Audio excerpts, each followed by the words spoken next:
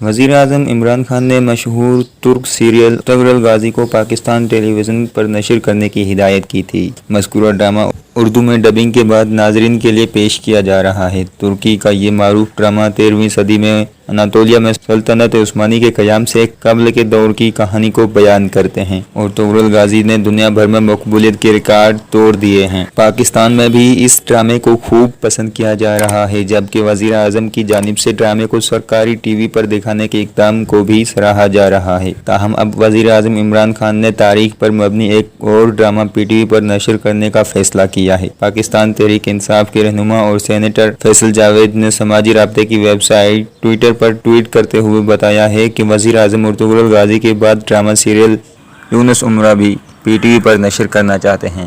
یونس امرا ایک صوفی شاعر اور ایک غریب دیہاتی تھے۔ یہ ایک عظیم صوفی کی کہانی ہے جنہوں نے اپنی پوری زندگی اللہ اور اس کی تلاش کے لیے وقف کر دی۔ واضح رہے کہ وزیر اعظم عمران خان کے پسندیدہ ترکش ڈرامہ سیریل ارطغرل سے متاثر ہو کر میکسیکن جوڑے نے اسلام قبول کر لیا تھا۔ پاکستان ٹیلی ویژن دنیا کی سب سے بڑی ترک ڈرامہ سیریل ارطغرل غازی اردو ڈبنگ کے ساتھ یکم رمضان المبارک سے اپنے ناظرین کے لیے پیش کر رہا ہے۔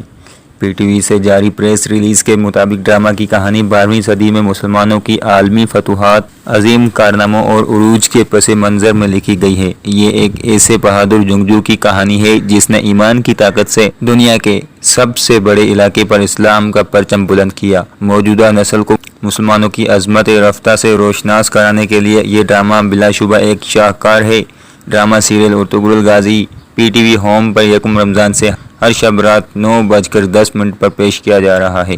ڈرامہ کی ہر قسط رات 12 بجے اور اگلے دن 12 بجے نشر مقرر کے طور پر پیش کی جائے گی۔